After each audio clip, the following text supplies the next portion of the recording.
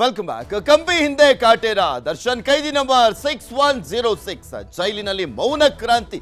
Carpet ಮೇಲೆ ಕಣ್ಣೀರು, ದಾಸನಿಗೆ ಭವಿಷ್ಯತ್ತಿನ ಚಿಂತೆ, ಚಕ್ರವರ್ತಿಗೆ ಈಗ ಪಶ್ಚಾತ್ತಾಪ. D gang jail dairy.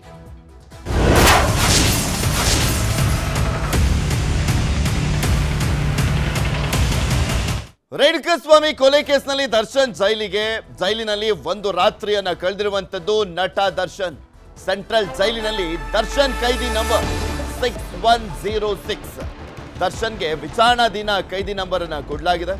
6106 number Darshan. ಜೈಲಿನ ಭದ್ರತಾ ಕೊಠಡಿಯಲ್ಲಿರುವಂತಹ ನಟ ದರ್ಶನ್ ಸಾಮಾನ್ಯ ಕೈದಿಯಂತೆ ನಟ ದರ್ಶನ್ಗೆ ಟ್ರೀಟ್ಮೆಂಟ್ ಅನ್ನ ಕೊಡಲಾಗ್ತಾ ಇದೆ. ಕಾರ್ಪೆಟ್ ಬೆಡ್ಶೀಟ್ ಅನ್ನ ನೀಡಿದ್ದಾರೆ ಜೈಲಾಧಿಕಾರಿಗಳು.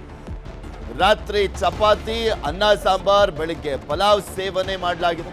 ಇಂದು ಜೈಲು ವೈದ್ಯಾಧಿಕಾರಿಯಿಂದ ಆರೋಗ್ಯ ತಪಾಸಣೆಯನ್ನ ಮಾಡಲಾಗುತ್ತೆ. ವೈದ್ಯರು ಸೂಚಿಸಿದ್ರೆ ದರ್ಶನ್ಗೆ ಬೆಡ್ ನೀಡುವಂತ ಸಾಧ್ಯತೆ ಕೂಡ ಇರುವಂಥದ್ದು. ನೋಡಬೇಕು ಏನಾಗುತ್ತೆ ಅಂತ. ನಿನ್ನೆ ಎಲ್ಲ ಕಂಪ್ಲೀಟ್ ಆಗಿ ಚಿಂತಾಕ್ರಾಂತರಾಗಿ ದರ್ಶನ್ ಕೂತಿದ್ರಂತೆ. ಯಾಕಂದ್ರೆ ಎರಡನೇ ಬಾರಿಗೆ ಜೈಲಿಗೆ ಹೋಗಿರುವಂಥದ್ದು ದರ್ಶನ್ 13 ವರ್ಷಗಳ ಬಳಿಕ. ಹಿಂದೆ 2011ರಲ್ಲಿ ಹೋಗಿದ್ರು, ಮೊದಲ ಬಾರಿಗೆ ಜೈಲಿಗೆ ಹೋಗಿದ್ದಂಥದ್ದು. ಈಗ ಎರಡನೇ ಬಾರಿಗೆ ಜೈಲಿಗೆ ಹೋಗಿದ್ದಾರೆ. ಮತ್ತೊಮ್ಮೆ ಸೆರೆವಾಸವನ್ನ ಅನುಭವಿಸುವಂತಾಗಿದೆ ದರ್ಶನ್. ಈ ಬಾರಿ ಅದೆಷ್ಟು ದಿನ ಇರ್ತಾರೋ ಗೊತ್ತಿಲ್ಲ. ಈ ಹಿಂದೆ 28 ದಿನಗಳ ಕಾಲ ಸೆರೆವಾಸವನ್ನ ಅನುಭವಿಸಿದ್ರು ದರ್ಶನ್. ಈ ಬಾರಿ ಎಷ್ಟು ದಿನ ಅನ್ನುವಂಥದ್ದನ್ನ ಕಾದ್ ನೋಡ್ಬೇಕು. ಎಷ್ಟು ದಿನನೋ ಎಷ್ಟು ವರ್ಷನೋ ಕಾದ್ ನೋಡ್ಬೇಕಾಗಿದೆ. ಇನ್ನು ಕೂಡ ಆರೋಪಿ ಆಗಿರುವಂತ ಕಾರಣಕ್ಕೋಸ್ಕರ ವಿಚಾರಣಾಧೀನ ಕೈದಿ ಅವರು. ವಿಚಾರಣಾಧೀನ ಕೈದಿ ನಂಬರ್ 6106 ಅವರಿಗೆ ಕೊಡಲಾಗಿರುವಂತ ನಂಬರ್ ಅದು. ಚಿಂತಾಕ್ರಾಂತರಾಗಿ ಭವಿಷ್ಯತ್ತಿನ ಬಗ್ಗೆ ಚಿಂತೆಯನ್ನ ಮಾಡ್ತಾ ಕುತ್ಕೊಂಡಿದ್ರಂತೆ ದರ್ಶನ್. ಸರಿಯಾಗಿ ನಿದ್ದೆನೂ ಕೂಡ ಮಾಡಿಲ್ಲ. ನಾ ಇಲ್ಲಿ ಪೊಲೀಸ್ ಠಾಣೆಯಲ್ಲಿ ಇದ್ದಂಥ ಸಂದರ್ಭದಲ್ಲೂ ಕೂಡ ಅಷ್ಟೇ ದಿಗ್ಭ್ರಾಂತರಾಗಿದ್ರು. ಯಾಕೆ ಈ ರೀತಿಯಾಗಿ ಮಾಡ್ಕೊಂಡ್ಬಿಟ್ಟೆ ನಾನು ಅಂತ. ಬಿಕಾಸ್ ಎಂಥ ದೊಡ್ಡ ಸ್ಥಾನದಲ್ಲಿ ಇದ್ದಂಥವರು ದರ್ಶನ್, ಅಷ್ಟು ದೊಡ್ಡ ಅಭಿಮಾನಿ ಬಳಗವನ್ನ ಹೊಂದಿದ್ದಂಥವರು, ಇಂಥ ಕೆಲಸವನ್ನ ಮಾಡಿ ಜೈಲಿಗೆ ಹೋಗಿರುವಂಥ ಕಾರಣಕ್ಕೋಸ್ಕರ ವಾಟ್ ನೆಕ್ಸ್ಟ್ ಅನ್ನುವಂಥ ಪ್ರಶ್ನೆ, ದುಗುಡ ಆತಂಕ ಕಾಡ್ತಾ ಇದೆ. ಇದೆಲ್ಲದ್ರ ಬಗ್ಗೆ ಮತ್ತಷ್ಟು ಮಾಹಿತಿಯನ್ನ ಕೊಡ್ತಾ ಹೋಗ್ತಾರೆ ನಮ್ಮ ಪ್ರತಿನಿಧಿ ದರ್ಶನ್. ನಮ್ಮ ಜೊತೆ ಮುನಿರಾಜು ನಮ್ಮ ಜೊತೆ ನೇರ ಸಂಪರ್ಕದಲ್ಲಿ ಜಾಯಿನ್ ಆಗ್ತಾ ಇದ್ದಾರೆ. ಮುನಿರಾಜು, ನೋಡ್ತಾ ಇದೀವಿ ದರ್ಶನ್ ನಿನ್ನೆ ಎರಡನೇ ಬಾರಿಗೆ ಜೈಲಿನಲ್ಲಿ ಇದ್ದಿದ್ದಂಥದ್ದು. ಈ ಸಂದರ್ಭದಲ್ಲಿ ಅವರು ಮೊದಲ ದಿನವನ್ನ ಕಳೆದಿದ್ದಾರೆ. ಹೇಗಿತ್ತು ಅವರ ದಿನಚರಿ ಅಂತ?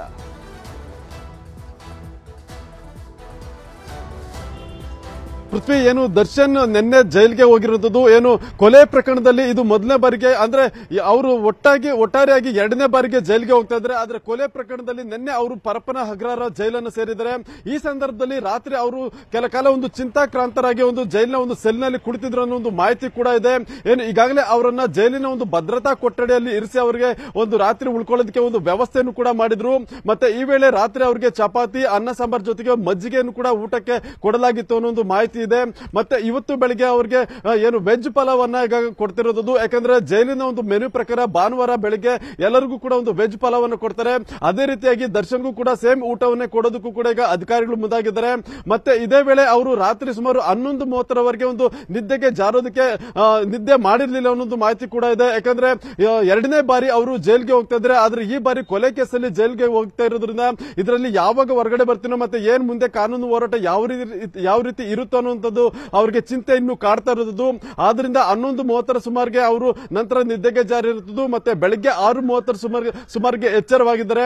ನಂತರ ಅಲ್ಲಿ ಪೇಪರ್ ಇದೆ, ಮತ್ತೆ ಎಲ್ಲವೂ ಇದ್ರೂ ಕೂಡ ಆ ಪೇಪರ್ ಅನ್ನ ನೋಡೋದಕ್ಕಾಗಲಿ ಮತ್ತೆ ಏನೋ ಒಂದು ಆಕ್ಟಿವಿಟೀಸ್ ಇಲ್ಲದೆ ಮೌನವಾಗಿ ಆ ಒಂದು ಜೈಲಿನ ಒಂದು ಭದ್ರತಾ ಕೊಠಡಿಯಲ್ಲೇ ಮೌನಕ್ಕೆ ಶರಣಾಗಿದ್ದಾರೆ ಅನ್ನೋದು ಮಾಹಿತಿ ಇದೆ.